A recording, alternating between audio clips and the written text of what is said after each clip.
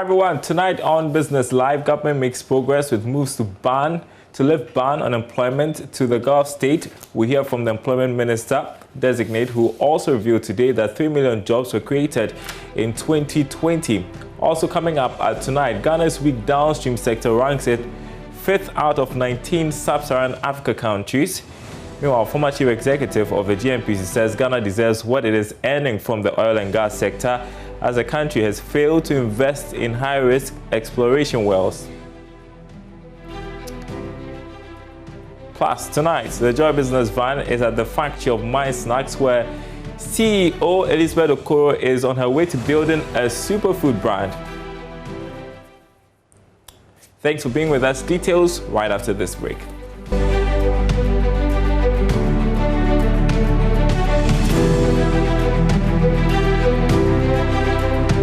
Welcome back. Minister-designate for Employment and Labour Relations, Ignatius Bamford, has submitted a roadmap to Cabinet towards the lifting of a temporary ban on employment by agencies to Gulf countries. Now, government in 2018 placed a ban due to reported abuse on some Ghanaians and illegal migration by some job seekers.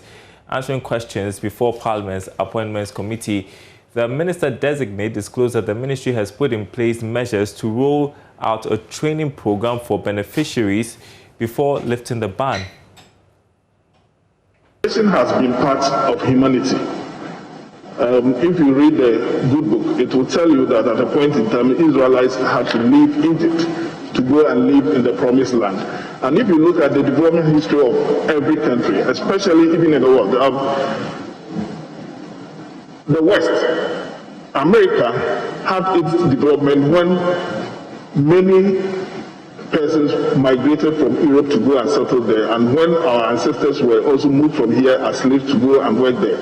So migration has been part of us. But what society hates is migration, one that is under compulsion, and migration which does not recognize the rights of the person. Ghana as a country is interested in the welfare of its citizens, be they working in Ghana or abroad.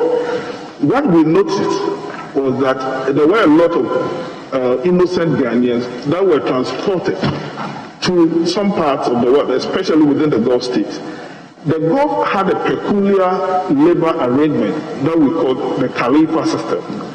What they do is that they invite you, you come and live with them in their homes, you work for them, the hours of work are not stipulated, your passport sometimes is taken away, your telephone sometimes is also taken away, so you have no means of communicating with the outside world. Sometimes even your monthly stipend is not given to you, it is saved and given to you only at a time when you are exiting. As a result, on daily basis, we have cases of Ghanaians suffering, constantly making calls to, especially the Ministry of Foreign Affairs, calling on them to come and rescue them and what have you. So what we did was to place a temporary ban on export to the Gulf states, especially those who are going to work in the domestic department of work, and then those who are going to live with their employees. Ever since, we have engaged most of the recipient countries and have developed bilateral agreement with them. Hitherto, we were not even having our own domestic labor legislation. Last year, we succeeded in getting this same house approved for us a legislation to cover domestic work. So now we have a benchmark that we use in negotiating with sister countries or recipient countries. Besides that, we have also put in place a system whereby there will be migrants who will also be trained. The Minister-designate for Employment and Labour Relations also disclosed that government has created about 3 million jobs at the end of the year 2020. Thank you, Robert. If you indulge me, I will first make an attempt to answer the first point that he made. I report on jobs that Planting for Food and Jobs have created. But you will agree with me that Planting for Food and Jobs is not a product under my sector, but I do report on that. So the fact that I report on NAPCO does not mean that I'm the minister responsible for management of our activities of NAPCO. But on the number of jobs, yes, it is true. On 1st May 2018, I indicated that the government of Nana Addo Dankwa Akufo-Addo had created approximately 1 million jobs. And even though I don't have the exact figures for end of 2020, the last time we reported on was in September 2020, and then the figure was around 3 million jobs. 3 million jobs. Honorable Chair, I will make the details available to the committee when I get back to you. But I think that I have, on a number of occasions, even come to this House and have given these figures out already. But if still it is the pleasure of the committee to have the details, I'm more than willing to. And Chairman, another clarification: the 3 million jobs, public sector or private sector, or a combination of the two? Combination of all. Well, away from today's vetting to some oil and gas news, Ghana's weak downstream sector ranks its 5th out of 19 sub-Saharan Africa countries, according to Fitch Solutions' Downstream Oil and Gas Risk and Reward Index. The nation is also ranked 57th globally out of 92 nations, as its petroleum hub development project has been described as overambitious. Here's more. Although the country scored slightly higher than the regional average, its limited refining capacity and low utilization rate alongside its underdeveloped regulatory framework makes it an unattractive area for private investment. However, if the necessary funding for the petroleum hub development can be obtained, the project offers significant advantage to Ghana's risk-reward index position and the future of its downstream sector. In October last year, Parliament passed the Petroleum Hub Development Corporation Bill, which seeks to establish the Petroleum Hub Development Corporation and subsequently fuel the growth of the country's downstream sector. The integrated petroleum hub that will be built in Bonyere in the western region will be constructed in 3 phases and is expected to be completed by 2030. It is proposed to incorporate 4 refineries, crude oil storage tanks, and 2 petrochemical plants. But Fitch Solutions considers the project as a high risk given the existing dynamics across the nation's downstream sector, citing the Tema Oil refinery as an example. A weakness in its limited projected growth is demand of its refined fuels. Nonetheless, the Energy Ministry expects the 3-phase project to attract total investment of about $60 billion, with $12 billion needed to fund the first phase. Each refinery is expected to cost $5.4 billion, and the first phase is expected to construct 350,000 barrels of oil per day of refinery capacity. Well, meanwhile, former chief executive of the Ghana National Petroleum Corporation, GNPC, Alex Mood, says the country deserves what it is earning from the oil and gas sector due to the kind of investments made so far. Now, according to him, the country has failed to invest in high-risk oil exploration wells, and in investment, the higher the risks, the higher the return. Other oil-producing countries are accruing more from crude oil than Ghana because of the type of investments made. Now, commenting on the development, Alex Mood said the situation can change if the country makes amends. The country has taken a stand in our law that Ghana will not invest in risky exploration. That means we will bring people from outside, or either Ghanaians or joint with foreigners who have the expertise to come and spend their money. When they do exploration and they find oil, they have to now decide whether they're going to spend more money to develop the field and bring the oil out. So most people spend about $100 million just looking for the oil. That's exploration. And to spend money on development, bringing the money out, you have to spend something close to $3 to $4 billion, sometimes more. So that is they're going to spend this extra. has to be determined by the amount of oil down there and the rate of return you get when you bring the oil out. Remember also that every year you have operational expenses. So you may be spending another 300 million every year. You've already spent almost 5 billion, 4 billion, 5 billion. So are the reserves down there and the rate at which you are extracted them over the period and the present value, is it worth more than the amount of money you're going to spend? That is the economics that is done. In other news, non-resident investors held 25.5 billion cedis of Ghana's total domestic debt at the end of the third quarter of 2020. This represents 18.9% of the entire domestic debt. Now, rising domestic debt is due to banks increasing investments in government bonds and treasury bills. Here's Charles Nixon, your West report. This actually is compared to about 25.6 billion cedis in the corresponding period of 2019, representing 26.2% of the share of domestic debt. There had been fears that a rising share of foreign investments in the country's domestic debt may not be a good idea, particularly in situations of global economic uncertainties. The non-resident investors could easily liquidate their funds, and that can put pressure on the cedi. Importantly, the Bank of Ghana's holding of domestic debt at the end of the third quarter of last year stood at a little above 31 billion cedis. This represents 23.1% of the total domestic debt. However, banks and other financial institutions held about 38 billion cedis of the local debt, representing about 28.2% of the total domestic debt.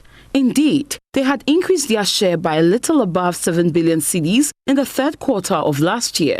This suggests that the financial intermediaries shored up their investments in government securities, particularly treasury bills, which are risk-free assets or carry no risk. SNIT's holding was about 395 million cedis, which is 0.3% of total domestic debt. Ghana's total domestic debt stood at 286 billion cedis at the end of November last year, with the domestic component at about 147 billion cedis, a little higher than the external debt component. You're watching Business Live. Now, from banking to project management, Elizabeth Okoro has got a fair taste of the world of work, but nothing quite beats her true passion, making healthy food. Well, tonight on the Joy Business Van, the CEO of Mind Snacks takes us to her factory where her flagship superfood granola is produced. Hello, Joy Business Van. My name is Elizabeth Okoro, CEO of Mind Snacks, and welcome to our factory.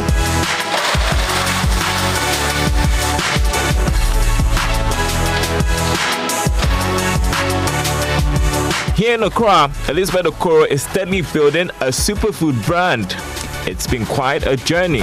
I was always a science student. I obtained a bachelor's in science from King's College London. Initially, I'd wanted to study medicine. Considering the fact that I was always good at science, so that was a natural path for me. But after doing biomedical sciences and obtaining my bachelor's degree, I was ready to be done with school. I couldn't foresee another 6 or 7 years still studying. So I started working in banking. I was working in an investment bank in London. After a couple of years, Elizabeth decided to come back home. She continued with banking for a while, then she decided to change paths. She started a career in project management at an infrastructure company. After 4 years, I had also reached, I'll say, my limit as to what I felt that I was able to give to the company and to the business. So I quit. I quit without a plan. I had just had enough. It didn't feed my passion. And I was at the point where I'd wake up in the morning and I wasn't excited. I wasn't happy to go to work. And, you know, it was always a struggle to get to work. And I didn't want to be doing something that didn't feed my passion. So I quit without a plan. I didn't have anything lined up. And I was home for quite some time. I was home for a couple of months. Being home gave her the opportunity to reflect on what she wanted to do with her life. Elizabeth got an idea that birthed a business. Something that I've always loved is food. Anybody who knows me will tell you how much of a foodie I am. And I'm always coming up with new recipes, experimenting with new ideas on what to eat next. When I wake up, it's what I'm eating for lunch, what I'm eating for dinner. And a lot of my friends used to come to me asking me to make things for them, and I've always made granola. So that's how Mind Snacks was born.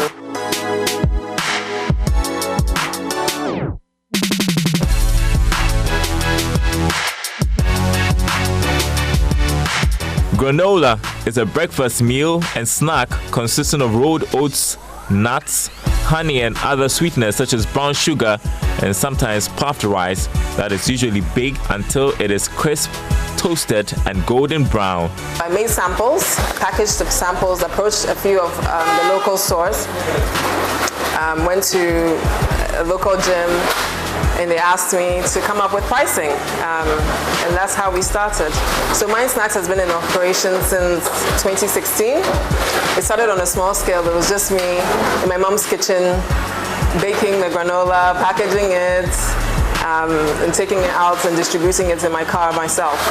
It got to a point where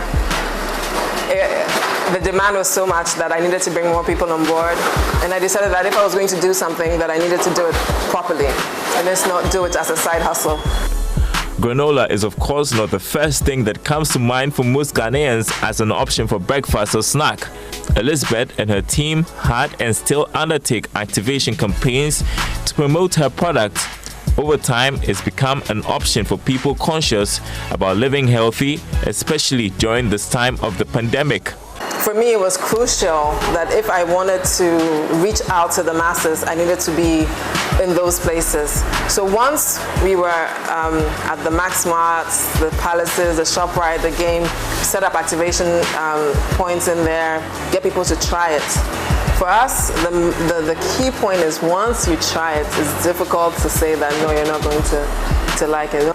When I had supermarkets actually calling me to bring my products to them rather than me chasing necessarily after them like I used to at the beginning, then I knew that, okay, my product is having more of an impact and people are becoming more aware of it.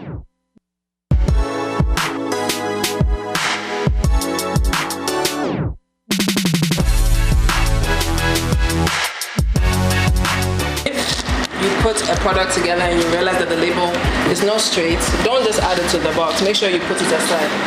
Another thing, as you can see, Mind Snacks has grown from producing just a few boxes to supplying major supermarkets in the country. It's been challenging, I won't lie, but one thing about me is I never say no. I don't take no for an answer. You would find that, especially in this market, people don't like to necessarily, people like to do things half-heartedly. I believe that if you're going to put your name onto something and you're going to start something, you need to do it well. I believe in excellence. I believe that once you set a goal, you need to do whatever it takes to achieve that goal. And that's paying off. So as you saw, we've just finished supplying Max Mart. Max Mart is one of our major retailers. We are in quite a few of the major retailers in Ghana, and that requires logistics. Logistics is something that requires finance, and I'm sure a lot of the small businesses and growing businesses will say the same thing. Finance is our major struggle, and although we've been able to bootstrap to the point where we are in Accra, we're in Tema, we're in Kumasi, we're in Takoradi, moving regionally and moving globally requires money, and that's where we struggle. We're hopeful for the future. We have a solid brand, we have solid products, quality products, and we are sure that with the right help and the right maybe financial partners, we'll be able to expand to the next step and add on more product lines and expand within the region and globally.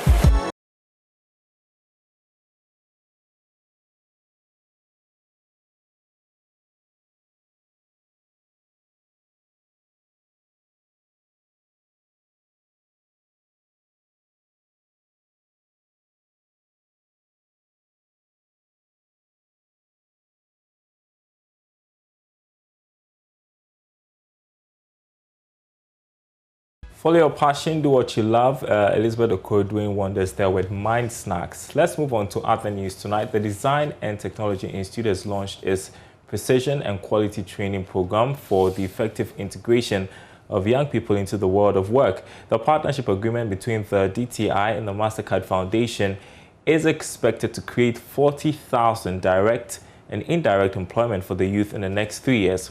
There's more in the following report. The project will provide training to 1,000 youth in precision fabrication with enhanced competency-based learning of selected technical universities in TVET training to reach 5,000 students. According to Chief Executive of Design and Technology Institute, Constance Elizabeth Swanika, there is a need for the development of effective policies that will facilitate the youth from academia to industry. How do we begin to move, artisanal standards? Small roadside businesses to a standard that constitutes what world-class looks like. So the conversation this morning was bringing people from industry, the Artisans Association, the regulator, and from industry. We are all looking at ascribing to what we would call precision quality and precision standards in Ghana.